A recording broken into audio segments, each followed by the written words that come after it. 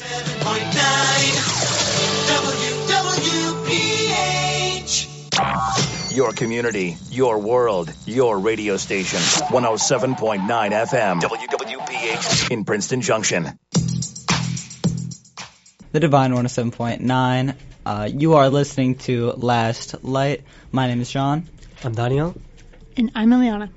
And Spotify Wrapped and Apple Music Replay will be releasing this upcoming week, with it normally being between November 30th and December 6th. So we're getting kind of close to the deadline for that. But yeah, so this is something they kind of began back in 2016, and it was actually a pretty good method for people to realize how much they listen to a certain artist, a certain song, or how much they listen to out of the year in general. Apple did something similar by creating Replay in 2019. So any Apple users out there who use Apple Music primarily, they can have that as well. Yeah, I'm a big fan of it. I think it's just such a fun concept that you can see, how much you're listening to and what it is that you're listening to. And I do like Apple's more personally. I'm an Apple Music person. And I recently calculated they give you the monthly, what you've listened to. And I think my average was 2,300 minutes a month. 2,300 minutes per month, or per month, yes. Which I've heard is not considerably that much. I think John and I researched this a little bit before. There's about 500,000 minutes in a year, right? And I remember John telling me so far he had a different app to track his minutes, and you had, I believe, it was 40K give or take. Yeah, this year, but. Yeah, it's also a lot of differences between how Spotify and Apple calculate your stats, as like Eliana was saying, Apple does show your monthly stats, showing you a lot more stats, also your top albums as well. But Spotify has a lot of changing stats. For example, last year you got matched to a sound town based on the artists you listened to, and in 2019 they showed a summary of users' streaming data for the entire year, so entire decade. So. Yeah, they usually do switch it up, and they, it is nice to see some data, but other data you don't really care about as often. You just kind of want to see who your artists are, what your songs are, maybe what albums. For me myself, I don't. The rap's not out yet, but I could predict for myself it's a lot of R&B, it's a lot of rap. It could be Drake, Kendrick is definitely up on that list. Yeah, I definitely know for mine. I think Noah Khan's at the top because he's been at the top for at least 5 or 6 months now. So. But yeah, it is really interesting. And another thing that both recommend actually are they create playlists for yourself or different stations, is that what Apple Music does. So if you listen to a lot of specific music, they will put all of that stuff or have similar recommendations. I think Spotify names it specific things, they have different words for that, and then Apple Music is usually just upbeat or pop. Or yeah, a certain artist mix or this mix or a chill mix. Yeah, exactly. Like that. So last year, Taylor Swift was the most streamed artist on Spotify, and it surpassing Bad Bunny, who was the most streamed artist from 2020 to 2022. And it's interesting to see who we'll see this year. I know on the top charts, I believe it is, I know Taylor Swift is still on there. I know Beyonce is on there. I know Drake is on there. Interested to see who's going to take number one spot. Yeah, I wouldn't be surprised by Taylor Swift due to her wrapping up her Eras tour finally just last month. And also, I think Kendrick Lamar and SZA both have had great years this year. But we're going to be right back on the Divine 107.9. Do you trust me? Yes. Step onto the railing. I'm flying. And what's that I hear in the distance? I can't believe it. It's 107.9 FM. They have the best DJs, music, news, and more. The only thing stopping us from listening is that iceberg. Wait, what? Tune to the station where your heart will always go on. 107.9 FM WWPH in Princeton Junction. Hands can do incredible things, but nothing compares to using them to help save a life. If an adult suddenly collapses, call 911. Then push hard and fast in the center of the chest and until help arrives. This easy and effective technique is called hands-only CPR. It does not involve mouth-to-mouth breathing and simply requires 2 hands. You can use it to help save a life. For more information, visit handsonlycpr.org, a public service announcement brought to you by the American Heart Association and the Ad Council. Are you sick? Sick of not listening to 107.9 FM WWPH at Princeton Junction. The great 107.9 FM. And during its opening weekend, Moana 2 pulled in over $220 million. And yeah, so it during this, it was more than Wicked and Gladiator 2 in their opening weekends combined. So Yeah, I mean, Moana 2, like, as, you know, Disney movies, you can kind of expect they sell out pretty quick. They get pretty big audiences. We saw that earlier this year with Inside Out 2, which is, I believe, if you check the box office, is by far the highest earning movie of this year. So Moana 2, a kind of long-awaited sequel for the original film, which I believe was like 2016 or something, give or take around that. Pulling that much money in, like, that's pretty impressive. I was very surprised by this, just due to the fact that, you know what I mean, we've had so many other popular movies just in the last couple of weeks, let alone the entire year. So Moana 2 taking it right off the bat and being a box office star is truly incredible for them. And even the fact that it was supposed to be a TV show, and they ended up editing it into a movie instead. I didn't know that. Yeah, all of it together is truly, it's crazy. yeah, also a recap on other films. Wicked brought in an extra $118 million and increased its worldwide total to $360 million, making it the highest grossing Broadway adaptation of a movie all time, surpassing Grease, which was released in, I think, 1978. So Yeah, and on further news, Gladiator 2, which was another movie that released on the same day as Wicked, it wasn't able to have the strongest second weekend opening, 40%, dropping 44% from its opening weekend. It collected $44 million on its second weekend. So there was, like, you know, a lot of, you know, kind of a hate controversy going through the movie, so people didn't see it as often. I believe if you check right now, it is at a little over $300 million, which is concerning because since the movie took just around $250 million just to produce. So, yeah. So with that, that is kind of the pretty much roundup of the films that have been releasing recently, right? I know there have been a few others, but Moana 2, Wicked, and Gladiator 2 have been the biggest. Moana 2 pulling in the most amount of money. And this is just kind of the opening weekend, so it's still to see more. Yeah, there's more time for Moana 2 and Wicked and Gladiator 2 to pull in more revenue. So yeah, it's definitely going to be interesting to see how, like, that develops. For sure, and we are going to be back right after this. We all make promises, big and small, tested over time and distance, tried by circumstances and decisions. I pledge allegiance to the flag of the United States of America. I do solemnly swear to bear true faith and allegiance. To help you when you're in need. To tell the truth, the whole truth, and nothing but the truth. To be considerate and caring. Courageous and strong. For better. For worse. In sickness and in health. To love and cherish. To be your loving, faithful friend. Partner. Child. Parent. Neighbor. One of our most important commitments is to support our nation's veterans. Learn how you can help a veteran going through a difficult time by visiting maketheconnection.net. All right, we are back on the Divine 107.9. Just last week, I talked a little bit about, you know, the Coachella lineup and everyone that we're going to get to see when we get there. But first, to get there, you're going to have to get there. So we're going to start off with some planes you can catch. It's pretty hard to walk from New Jersey to California. So a couple of planes that are all affordable, starting at around $400, which is not affordable, but for that time to Palm Springs, you know, it's as good as it can get. First is Alaska Airlines, taking off at 11 o'clock a.m. for $428 from JFK. Next is American Airlines, so a little bit more popular, a little more, present in the United States, at 7:30 a.m. for $507 from LGA, and American Airlines again at 8:15, so a little bit later a.m. For the same price, also from LGA. Additionally is Sun Country Airlines, so a little bit lesser known. You know, you don't know exactly what you're expecting, but it's a little less expensive, and a little later at 11:23 a.m. for $459, also from JFK, so a popular airport to be at, a little bit easier to navigate than LGA. And I'll kind of add on that since you said like 428, like it generally it is not the most cheap in terms of airplane tickets. We've seen cheaper, but in general, like the flights cost, even like domestic flights, they have kind of risen lately. So it is good that we're trying to scour the internet, we're trying to get like the best deals possible to get to like an event and back. Yeah, and also, I mean, for 2 ways, again, round trip, and you're leaving that Friday that it starts, and you're leaving the Monday after. So it's good times, and it does end up being a good deal. Speaking of good deals, not the hotels that you're staying at. If you want to drop a pretty gnarly $794 to sleep only 3 to 4 people, then this hotel is for you. It is the best recommended.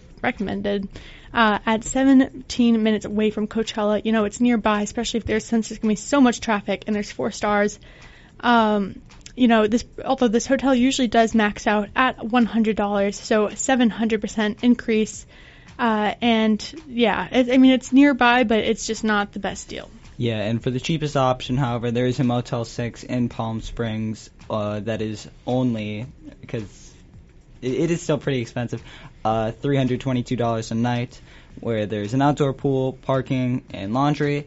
However, though, it is a little further from Coachella, as it is 27 minutes away without traffic. So yeah, it's also approximately 650% increase from their normal prices, which are around $50 per night.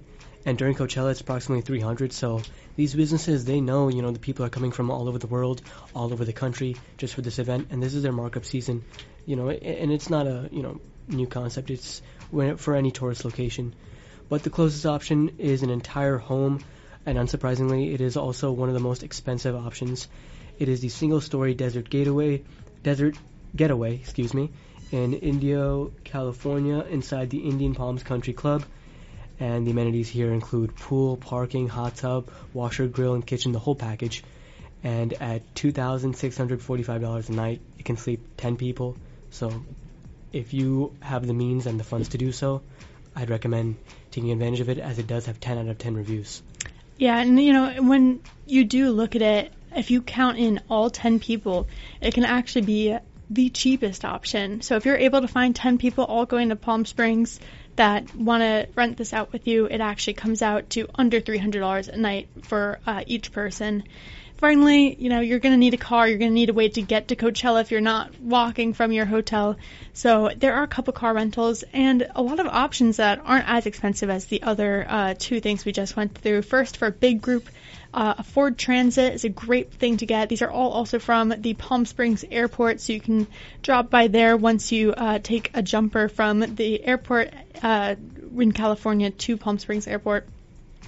This car seats 12 people, has 4 doors, and is comparable to just a large van for a total of $339. It also has free cancellation and unlimited mileage, so coming with a full tank, it also has to be returned that way, but it can be a good deal if you have a lot of people. Yeah, and on the other side, there's the safer option, which is the Chrysler Pacifica, and it's a minivan that seats 7 people and also has unlimited mileage. And the pickup is at the Palm Springs Airport and is only $268 for the 3 days with free cancellation. Now, if you're cool with smaller space and you're only bringing like a few people, the Kia Soul is a great compact option with 2 doors and a room for 2 bags. The car is perfect for 2 to 4 people, and the mileage is limited depending on the rental option you choose, but it's also one of the lowest costs at $170.81 total. Exactly, and if you're balling out, if you're really going to Coachella and you're feeling like spending a lot, then the bougie option is the BMW Series 7. So it also is at Palm Springs Airport like the others, and it seats 5 people. There's lots of extra room, and it comes to a grand $338 total. That is all the time we have for right now. I hope you learned a lot about how you're going to get to Coachella if that's where you're going. We'll be right back. Are you one of the many teens who owns a phone, laptop, maybe a graphing calculator or debit card? If you bring these items to school on a regular basis without locking them up, how would you feel if someone took them while you were at sports practice or even gym class? Young people ages 12 through 17 are more likely to have their possessions stolen than adults, and most of these thefts occur on school grounds without being reported. So lock up your lockers today and keep your valuables safe. A message brought to you by 107.9 FM, WWPH in Princeton Junction. Good morning, everyone. Welcome to Mr. Erickson's 5th period social studies. Now, who can tell me the 5th president of the United... Ugh, I love watching TikToks during class. I can't believe I have to be in Mr. Erickson's class, bro. Jackson, I think you're unmuted. Make sure to give your teacher the respect they deserve by muting your mic and paying attention in virtual class. A message brought to you by 107.9 FM, WWPH in Princeton Junction. It's never a dull time on 107.9 FM, WWPH in Princeton Junction. Now that Thanksgiving's kind of over, Thanksgiving break is over, we can finally survive these next 2 weeks of school and get to Christmas break, because that's what we're all looking forward to.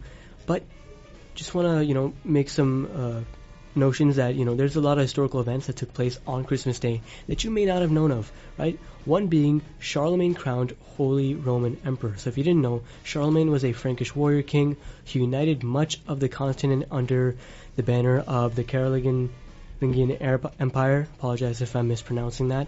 But on Christmas Day in 800 AD, Pope Leo III crowned Charlemagne the Emperor of the Romans, and he's also often called the Father of Europe, and the coronation restored the Western Roman Empire in name and established Charlemagne as the divinely appointed leader of most of Europe. So for Christmas Day, for a holy holiday, that's quite an event, quite a gift. Yeah, and if you take a push, you know a lot about this next event, George Washington and the Continental Army crossing the Delaware River, which took place in 1776, and as the Union was on, the colonies were on the brink of losing all hope for the Revolution, Washington led 2,400 soldiers across the Delaware River to surprise attack the Haitians there. And they pulled this surprise attack in Trenton, New Jersey, and shockingly pulled off a victory, serving this as as a very crucial win for the colonial army. Yeah, I think this definitely, I always think it's amazing that on Christmas, a time where you would normally be spending with family, we still have people in the military all across the world, and this is just one example of how that was used to someone's advantage, right? Is to kind of have that sneak attack, and that was obviously a big part of the war. In a little bit lighter news, the Apollo 8 hit also the moon on Christmas. So, as part of NASA's 1968 Apollo 8 mission, and the plans shifted a little bit sooner than they expected, and the 3 astronauts boarded and became the first to leave Earth's orbit to join the moon. The broadcast showcasing footage took place and ended with the famous line, "Merry Christmas and God bless all of you on the good earth," and it became one of the most watched televised events in all of television history. Yeah, so what a more perfect moment for humanity to reach a brand new milestone, and all of us then just landing or getting in space, getting in different orbit on Christmas Day, a day we all cherish, almost all of us. You're listening to 107.9 FM, WWPH in Princeton Junction, founder of the cowbell and music. More cowbell! 2 schools, 1 station, it's 107.9 FM, and winter break, as you mentioned previously, is coming up. And if you haven't visited some of these places that I'm about to mention in fall break, then definitely take them as some ideas. If you're not going out of state, if you're not going out of, not out of town, but some of these might be out of town, but if you're not traveling too far, these are some NJ hidden gems for you to check it out. Now, the first one is the grounds for sculpture.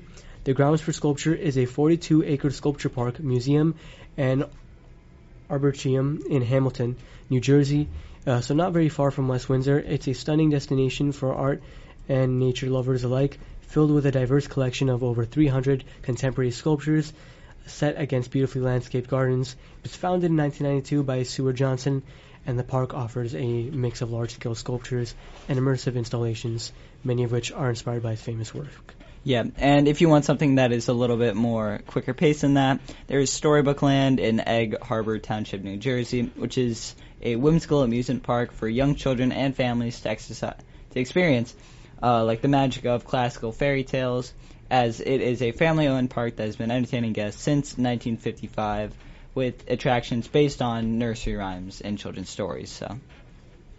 Yeah, I think this is such a fun option for, all kids who are trying to get an opportunity to get engaged with reading and, all those different stories. Additionally is the historic Smithville Charming Village in Galloway Township, New Jersey. It's known for its picturesque colonial-style buildings, unique shops, and family-friendly activities. With roots going back to the 1700s, it has also been transformed over the years into a popular destination for shopping, dining, and special events. That one's pretty underrated in my opinion. I think people in New Jersey, they kind of undermine and forget about the past, the colonial past that the state had, and how much significance it holds.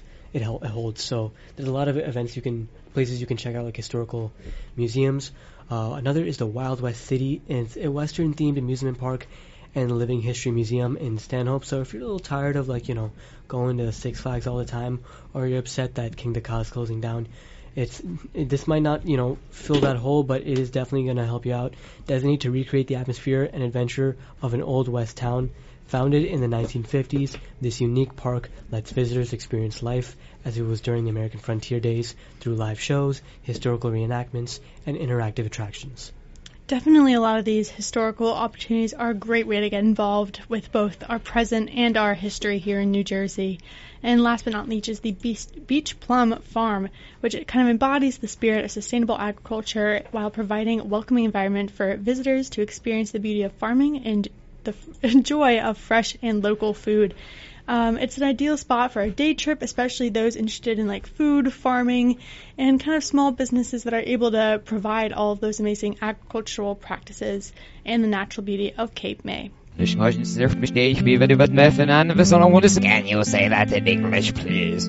Sure. Listen to 107.9 FM, WWPH in Princeton Junction.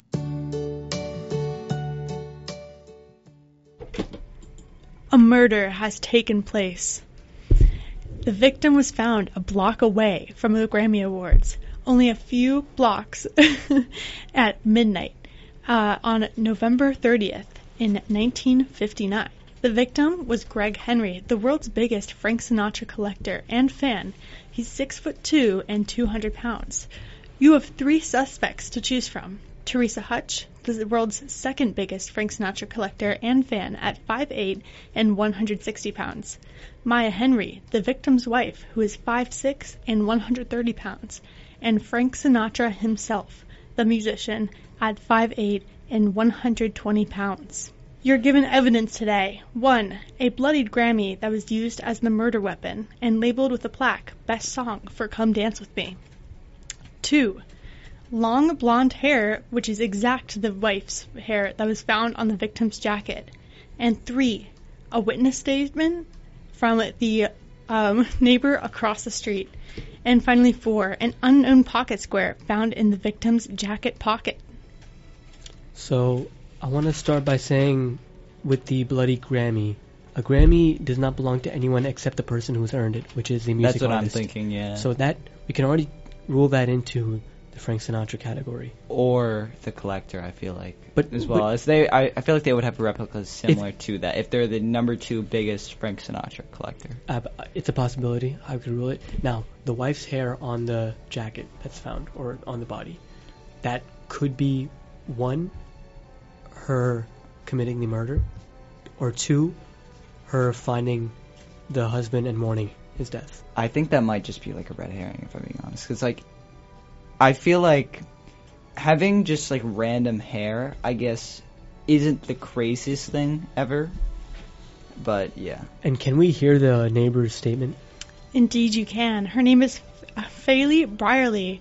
She was seeing the witness of the murder, and she's a middle-aged woman who lives in the house across the street whose window was partially covered by trees. I saw a taller man walking towards the Grammys as Frank Sinatra was walking out. He seemed to be a fan, or at least really like the guy. They were surrounded by a ton of people, so it was hard to see exactly what happened, but it looked like the guy grabbed something shiny, and the rest was all covered by trees. Now, we've ruled out there's only 2 females who are short and, do not fit the description of the quote-unquote man that the neighbors saw. And Frank Sinatra, this is the 1950s. Our victim is 6'2", 200 pounds. So not an easy person to take down unless given a blunt or sharp object, which the neighbor did see was in the hand of the suspect. And the suspect was a tall man. How tall? Yes. Frank Sinatra. So Frank Sinatra is 5'8" and 120 pounds. Teresa Hutch, the second world's biggest collector, is 5'8" and 160 pounds. And Maya Henry, the victim's wife, is 5'6" and 130 pounds. So none of these people are tall, except the victim themselves. And it was a tall man the neighbor witnessed walking towards. How much of this window was obscured by the trees? She said she didn't see anything after they both disappeared into the crowd. Could she say that the height was similar to our victims? She said that she saw Frank Sinatra walking towards, big crowd, and then as the crowd cleared, she saw that the guy was there. The victim was there. The victim was there, but who is the suspect she saw? It was in a crowd. She couldn't quite peer. She saw Frank Sinatra walking towards the guy. But this guy, we said was a tall man? Yes, 6'2", Greg Henry, 200 pounds. No. That's our victim. Yes. But the guy she saw Frank Sinatra. Okay. 5'8". That clears it up. Sorry. I feel like number one, we can eliminate the wife as a suspect, because if they're saying like if our victim got killed by someone who is was the wife in attendance at the Grammys with the husband? Yes. Have we interviewed the wife? No. Do we know whose pocket square? It was not Greg Henry's pocket square. It did not match his suit or complement his suit. It was from a different set, perhaps. Did the pocket square have DNA on it, blood of any type? Nothing. Is Frank Sinatra the only other person wearing a suit? Yes. Given the information you have right now, what is your conclusion? I'd put it on Frank. I don't know. He'd be the only one in possession of a Grammy. How would Frank Sinatra kill his victim, and then why would he put his own pocket square? Perhaps he forgot it, dropped it. It was a mistake. Was it perfectly in his he's suit? Not a tall man. Or was it just on him? All right, I'm going to wrap this up now. Daniyal is correct. It was Frank Sinatra. How it happened is Greg Henry, the collector, tried to attempt to grab the trophy from Frank Sinatra. Frank Sinatra came back, a little enraged. Greg Henry fell over. That's how he got to him. And his pocket square fell out while he was doing that, so he folded it up and put it in his pocket to look inconspicuous. So that is our crime scene for the day. Maybe we'll bring this back, maybe not. But definitely stay tuned. That is all we had for today, though, on Last Light. This has been Eliana. John. Daniyal. We hope to hear you next time on 107.9 FM WPH in Princeton Junction.